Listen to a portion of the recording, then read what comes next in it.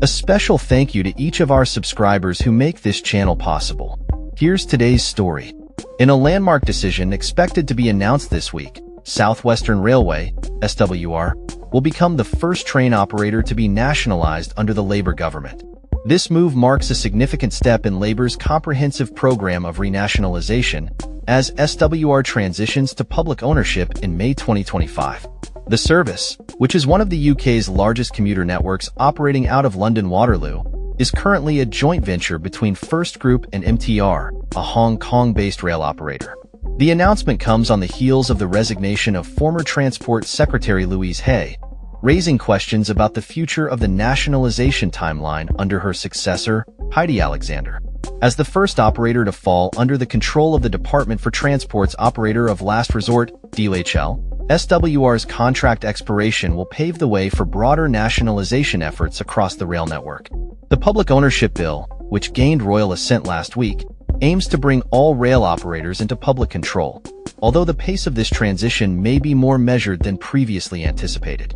While Hay had considered invoking break clauses in other contracts for earlier nationalisation of services like Greater Anglia, the current government strategy appears to be more cautious.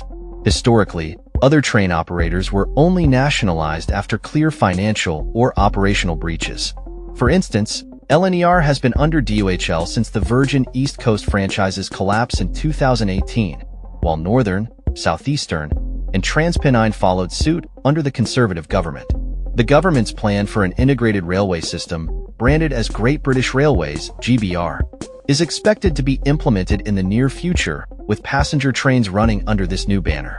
Recently, SWR reported an operating profit of £12.2 million for the last financial year, bolstered by a £140.9 million subsidy from the Department for Transport. Once a profitable franchise, SWR has seen a decline in revenue due to the pandemic's impact on commuting patterns and season ticket sales. With the impending expiration of MTR's contract for the Elizabeth Line in May, a new joint venture involving Tokyo Metro and Go Ahead will take over operations. Labour's commitment to renationalize rail services is part of a broader strategy to reverse 3 decades of privatization, with Southwestern Railway's nationalisation being the first concrete step in this direction. The government is anticipated to confirm this plan as early as Wednesday, following Hay's resignation. This raises speculation about whether her departure prompted a re-evaluation of the nationalisation timeline. Although Southwestern's contract will be the first to expire after the Public Ownership Bill was enacted, there were discussions about earlier takeovers of Greater Anglia and West Midlands services. The current government's approach has drawn criticism from various stakeholders, including rail partners, which represents train operating companies. They argue that hasty moves towards public ownership may not translate into improved services for customers. Critics contend that unless accompanied by substantial investment in the rail system, the shift to public ownership may not yield the desired outcomes. The Passenger Railway Services, Public Ownership Act 2024 enables the government to reclaim rail contracts as they expire, with GBR set to oversee these transitions. GBR aims to eventually assume responsibility for maintaining and enhancing rail infrastructure, a role currently held by Network Rail. The privatization of rail services began in the 1990s, leading to a surge in rail usage, but also criticism regarding fare increases and service reliability.